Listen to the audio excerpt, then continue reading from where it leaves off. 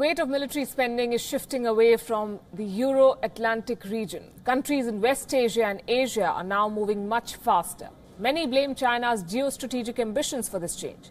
China is making its neighbors nervous. It is militarizing the South China Sea. It has installed anti-ship cruise missiles and surface-to-air missile systems on 3 of its fortified outposts in this region. One of these installations lies on the west of the Philippines. It's being seen as Beijing's show of strength in the disputed waters. It's the first development of its kind, we can tell you. Reports suggest that the missile platforms were moved to the Spratly Islands in the last 30 days.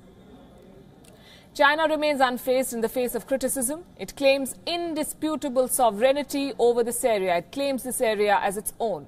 So what has led to the dispute? The Spratly Islands comprise hundreds of islands and reefs. They're small, they're largely uninhabited.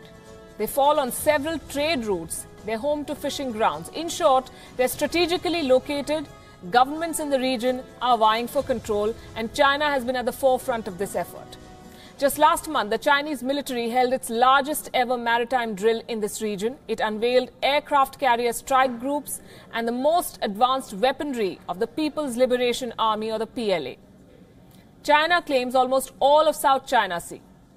This claim has been challenged not by one, not by two, but 5 countries in the region: Vietnam, Philippines, Malaysia, Brunei and Taiwan. It's not just the neighbors who have rejected China's assertion of rights. During his trip to Australia, French President Emmanuel Macron has said that 2 nations, alongside fellow democracy India, had the responsibility to protect this region from Chinese hegemony. Macron also said that no country can be allowed to dominate the Indo-Pacific region. France has a number of island territories in the Pacific Ocean. It is a stakeholder here, which is why the president is rallying for support against China.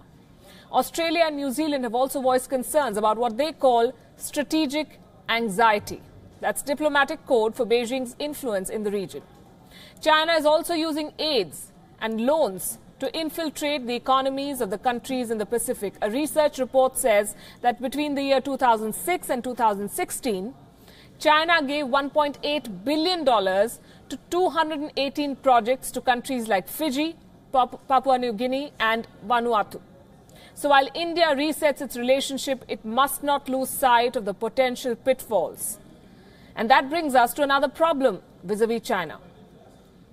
Their smartphones. They've flooded markets worldwide, including here in India.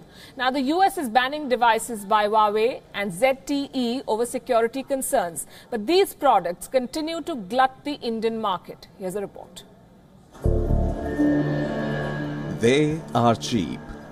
They come with the latest features. And they are giving the best in the business a run for their money. Chinese smartphone companies are ruling the market at the moment. Out of the top 5 smartphone companies today, 3 of them are of Chinese origin. Companies like Xiaomi, Oppo and Vivo have managed to catch the imagination of the common man. Due to their affordable prices, these phones sell like hotcakes the world over, and India is no exception. Chinese smartphone companies rule the Indian markets as well. According to Xinhua, smartphone makers from China sell more devices together than any other company. Xiaomi sells the most number of smartphones in India. It has 27% of the market share. It is closely followed by Samsung, which has 25% of the market. Vivo, Oppo and Lenovo are 3 other Chinese companies that complete the top 5 list. But many are concerned about the proliferation of Chinese devices in India and around the world. There is a feeling that these phones may be leaking data back to China. In 2017, the Indian government sent out notices to these Chinese companies, amongst others, putting their security protocol to the test. The United States Department of Defense shares similar concerns. The Pentagon has now banned retail outlets on American military bases to stop selling phones made by Huawei and ZTE.